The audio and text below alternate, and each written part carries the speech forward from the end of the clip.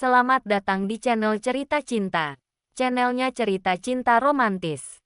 Apa kabar sahabat cerita cinta? Semoga senantiasa diberikan kesehatan. Disclaimer, cerita ini hanya fiktif. Jika ada kesamaan tokoh, tempat dan cerita, itu hanya kebetulan semata. Tidak ada unsur kesengajaan.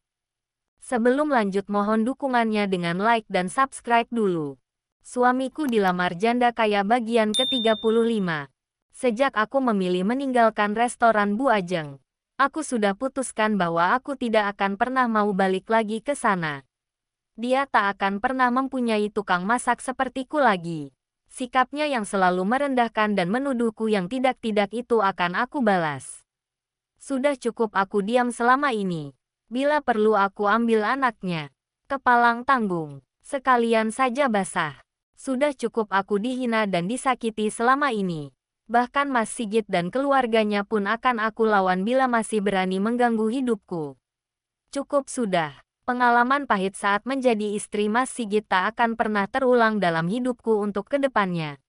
Akan kujadikan masa lalu itu sebagai pelajaran yang sangat berharga. Bila Allah memberiku kesempatan untuk membalas Mas Sigit dan seluruh keluarganya, maka aku akan gunakan kesempatan itu dengan sebaik-baiknya. Iye, Ning, kowe setuju tidak? Aku akan maafkan kowe, tapi dengan satu syarat. Kowe harus balik ke restoran. Kowe harus kerja lagi sama aku sebagai tukang masak. Kau setuju toh? Ulang Bu Ajeng lagi. Ibu aneh. Ibu pikir bening itu barang. Saat enggak perlu dibuang. Saat butuh comot lagi. Begitu. Mas Elang tertawa yang menjawab. Aku masih memilih diam. Kok kowe yang nyahut? Le, bening saja belum menjawab. Sergah Bu Ajeng. Sudah kubilang di awal tadi. Bening itu nurut sama aku. Apapun yang aku putuskan dia pasti nurut. Dia gak boleh lagi kerja di restoran ibu. Itu keputusanku. Tegas Mas Elang. Elang, Bu Ajeng merah padam. Sudahlah Bu, jangan paksa bening lagi. Biarkan dia memulai usahanya di sini. Ibu semakin ragu Le. Kowe begitu peduli pada bening. Tolong yakinkan ibu.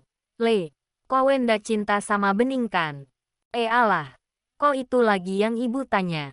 Ibu cuma khawatir. Le, ibu khawatir kalau kowe udah kena itu.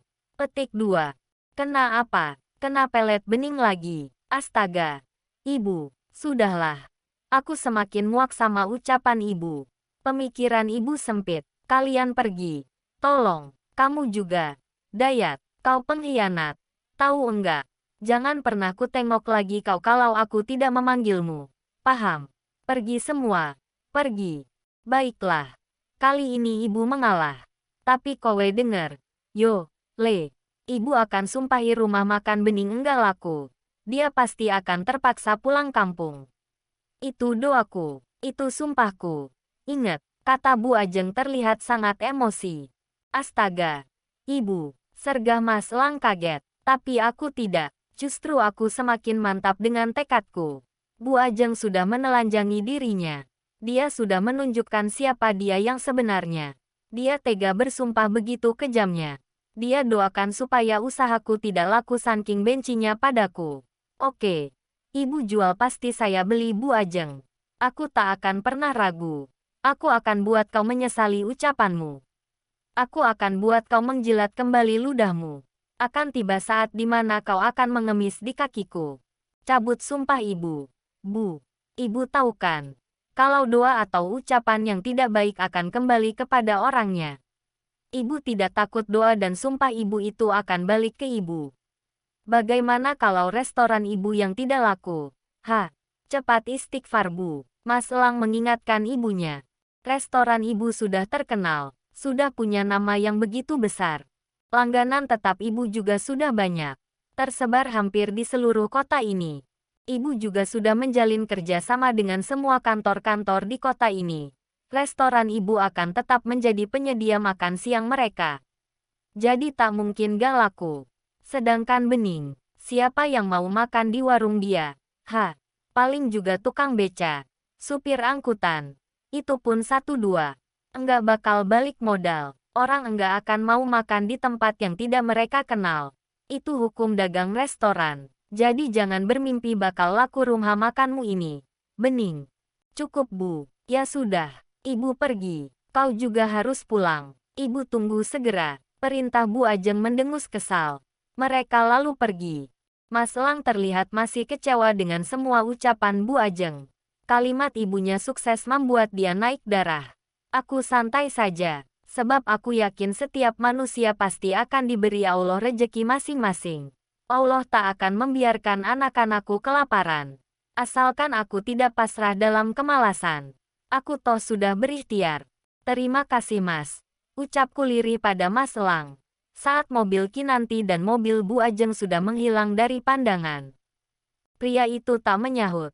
Dia hanya menoleh ke arahku. Menatapku dengan tatapan yang begitu sendu. Aku merasa jengah. Saya ke dapur ya. Mau lanjutkan persiapan buat besok. Ucapku menghindari tatapannya. Segera melangkah ke dapur. Ning. Panggilnya menghentikan langkahku. Ya Mas. Sahutku berbalik lagi. Ku tatap kembali matanya. Tatapan kami kembali beradu. Dia menggeser tuas penahan kursinya. Lalu memutar rodanya menuju ke arahku. Hingga jarak kami begitu dekat. Mau apa dia? Kenapa tatapan matanya seperti itu juga? Coba. Aku juga. Kenapa enggak menunduk saja? Hei Bening. Nunduk. Jangan lama-lama menatap matanya. Ada yang mau aku tanya sama kamu. Ucapnya kemudian. Ya. Tanya saja. Sahutku bingung. Wajahnya yang murung dan tatapan sendu itu membuat hatiku dak-dak-duk. Apakah dia sesedih itu karena sumpah ibunya tadi? Begitu pedulikah dia padaku? Apakah kamu akan mundur apabila warung ini nanti tidak seperti yang kamu harapkan? Maksudnya, sergahku menatapnya serius. Kamu tahu, Ning, dalam memulai usaha, kadang tak seindah dalam bayangan kita. Banyak usaha yang mengalami begitu banyak kendala di awalnya. Pengusaha yang sukses bukanlah orang yang tak pernah mengalami kegagalan. Mereka justru adalah orang yang mampu menjalani setiap ritme usahanya. Penuh perjuangan di awalnya, dan tinggal memetik hasil setelah melewati setiap rintangan yang melintas dalam perjuangannya. Apakah kamu sanggup seperti itu, Ning? Aku mengangguk. Meskipun agak aneh. Dia pikir aku memulai usaha apa sih? Seolah usaha rumah makanku ini adalah perusahaan besar. Padahal kan, cuma rumah makan sederhana. Segitunya memberiku wejangan. Bagus, aku salut sama kamu. Ning, kamu tahu, aku tak pernah menemukan seorang perempuan seperti kamu. Selama ini, perempuan yang aku temui adalah perempuan-perempuan yang lemah. Mereka taunya cuma hidup enak. Mungkin karena mereka terlahir di keluarga yang berkecukupan. Sehingga mereka tak kenal apa itu perjuangan. Perjuangan hidup mereka yang paling tinggi hanyalah mengejar laki-laki yang berharta supaya hidup mereka tetap enak. Jadi aktivitas mereka hanyalah seputar itu juga. Berdandan, ke salon, merawat wajah, lalu mengejar laki-laki. Itu ciri-ciri perempuan yang aku kenal. Paparnya dengan suara yang begitu tenang. Aku mendengarkan dengan serius. Sepertinya dia sedang mengungkapkan semua unek-unek yang selama ini mengganjal di hatinya. Aku akan menjadi pendengar yang baik untuknya. Meski belum paham kemana arah pembicaraannya. Tapi kamu berbeda, Ning. Lanjutnya setelah menghela napas panjang satu kali. Hatiku berdesir. Ternyata dia mulai membedakan aku dengan perempuan-perempuan yang selama ini sudah dia kenal sebelumnya. Semoga bedanya aku ini mendapat tempat yang istimewa di hatinya. Untuk memudahkanku membalas perbuatan ibunya. Aku tidak dendam kepada Bu Ajeng. Tapi aku harus memberinya sedikit pelajaran agar jangan kebiasaan. Kamu kebalikan dari mereka, Ning. Sejak awal aku mengenalmu dulu. Saat kamu pertama datang dari kampung, aku sudah melihat kalau kamu adalah wanita yang berbeda. Di saat perempuan lain berjuang untuk mencari laki-laki tajir, bersolek, dandan, lalu tebar-tebar pesona, kamu justru berjuang dan bekerja keras di restoran ibu. Kamu bercengkrama dengan cabai dan bawang, bergumul dengan asap dapur. Padahal bisa saja kamu juga berdandan meski hanya seorang pegawai restoran. Kamu bisa saja tebar-tebar pesona kepada pelanggan laki-laki yang datang untuk makan. Tapi, Kamu tak pernah lakukan itu. Aku terdiam. Seperti itukah dia menilaiku dulu? Kamu perempuan yang istimewa. Kamu seperti sekuntum bunga yang menyembunyikan keindahannya di balik semak belukar. Hingga Sigit, pegawai kantoran yang bangke itu menemukanmu. Dia memetikmu. Kau yang lugu dan tak pernah mengenal apa itu laki-laki, percaya saja padanya. Saat dia mencampakkanmu baru kau sadar betapa jahatnya dia. Iya kan? Aku tetap bergeming. Tapi aku bangga padamu. Kau kembali ke hadapanku tetap sebagai bening yang dulu. Bedanya adalah sudah ada anak-anak bersamamu. Tapi kau tetap perempuan yang aku kenal dulu. Perempuan yang pekerja keras. Yang berjuang untuk menghidupi diri dan anak dengan mandiri. Bukan mengejar laki-laki. Padahal kalau kamu mau, kamu bisa saja melakukan itu. Permintaanku. Tetaplah seperti itu. Ning. Jangan pernah menyerah meski masih begitu banyak rintangan yang bakal kau hadapi. Kau mau berjanji? Aku mengangguk. Kau tak akan menyerah. Aku mengangguk lagi. Hari ini, saat ada pengganggu dalam hidupmu, ada orang yang menghalangi usaha yang akan kau rintis. Aku bisa datang untuk membelamu. Tapi, bagaimana kalau esok aku tak ada? Bahkan Dayat yang begitu aku percaya. Semula aku ingin menitipkan kamu pada dia. Tetapi ternyata dia juga pengkhianat. Kamu akan sendirian menghadapi ini semua. Apakah kamu akan tetap berjuang dan tak mau menyerah? Maksud Mas Lang apa? Sergahku mulai curiga. Kukira dia hanya akan menyemangatiku. Tetapi aku mulai menangkap ada maksud dari semua kalimat yang telah dia untai dari tadi. Aku akan pergi, Ning. Tapi aku ragu. Aku takut kalau tidak ada aku, kau akan menyerah dan berhenti berjuang. Pergi, ya. Aku tak akan bisa mendampingimu lagi. Aku tersentak. Ada deburan gelombang di dalam dadaku. Jantungku bahkan berpacu semakin tak karuan. Tiba-tiba perasaanku sangat tidak enak. Kenapa dia malah mundur setelah dia menyemangati sebegitu besarnya? Apa maksudnya? Ibarat mendaki sebuah tebing yang curam. Dia tuntun aku hingga sampai ke puncak. Lalu dia meninggalkanku sendirian. Apa maksudnya? Tadi aku mengejar Nirmala. Gumamnya tiba-tiba. Apa? Pekiku kaget. Astaga. Kenapa hari ini tak henti mengagetkan aku? Apalagi sekarang. Sakit sekali hatiku saat menyaksikan dia bersama pria lain. Ning. Perih sekali hatiku menyaksikan dia dipeluk dan dicium oleh pria lain. Lirihnya dengan suara serak dan wajah yang menyedihkan. Dia tak tahu kalau hatiku sama perihnya karena harus mendengar ini. Hatiku sama sakitnya. Tapi, kenapa aku merasa perih? Ada apa denganku ini? Sadar. Ning, pria ini sangat baik dan begitu memperjuangkanmu. Bukan berarti dia menyukaimu. Jangan GR, ku marahi diriku. Mas Lang masih mencintainya. Itu wajar. Sahutku setelah berhasil menata hatiku. Sepertinya iya, tapi aku tak ingin kembali.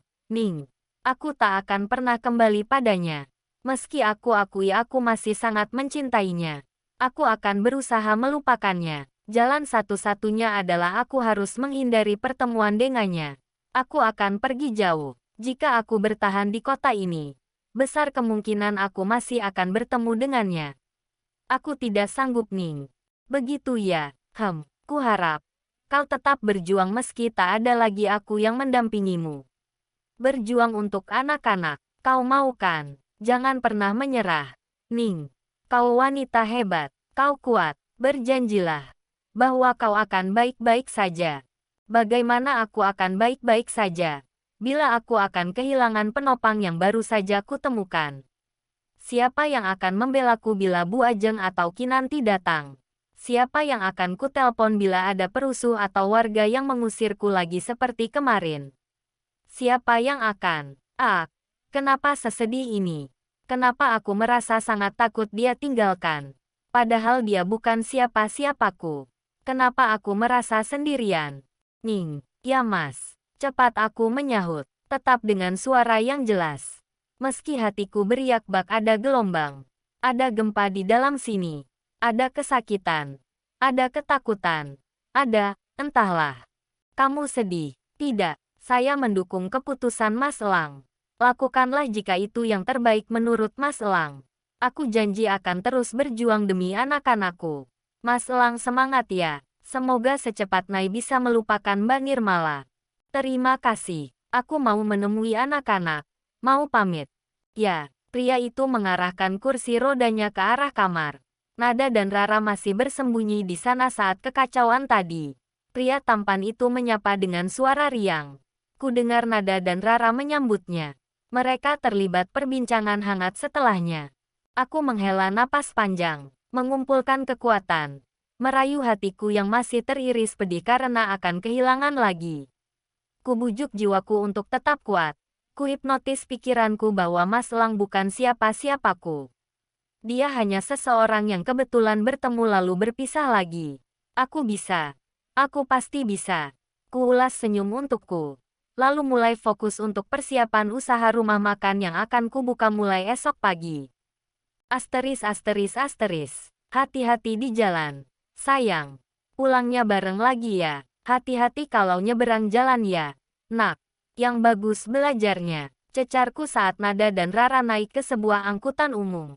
Kupesan kepada sang supir untuk menurunkan anakku di sekolah mereka. Aku sangat bersyukur angkot ini ternyata melintasi sekolah itu. Aku percaya. Nada, sulungku yang pendiam namun sangat pintar itu pasti bisa diandalkan. Dia akan bertanggung jawab untuk adiknya sejak berangkat hingga pulang sekolah nanti. Aku tidak ragu. Cukup berdoa saja. Semoga semua akan baik-baik saja. Pagi ini, dengan mengucap bismillah ku buka warung makanku. Kulangitkan doa. Semoga Allah memberkati usahaku. Namun, hingga jam segini belum seorang pun yang datang untuk makan. Beberapa orang yang melintas hanya melirik saja. Beberapa sempat berdiri agak lama. Namun segera pergi lagi. Mungkin ragu karena aku masih baru. Tuhan, uang yang aku gunakan untuk modal masakan hari ini cukup banyak. Bagaimana kalau tidak laku? Semua akan terbuang percuma. Rendang itu bisa agak tahan lama. Tapi bubur ayam dan menu lainnya akan terbuang cuma-cuma. Ya Allah, bagaimana ini? Permisi, aku tersentak kaget. Seorang pria berdiri di hadapanku. Kupindai penampilannya. Begitu rapi seperti orang kantoran. Siapa dia? Apakah dia datang untuk mengusirku? Tapi kenapa? Iya. Maaf ada apa Pak?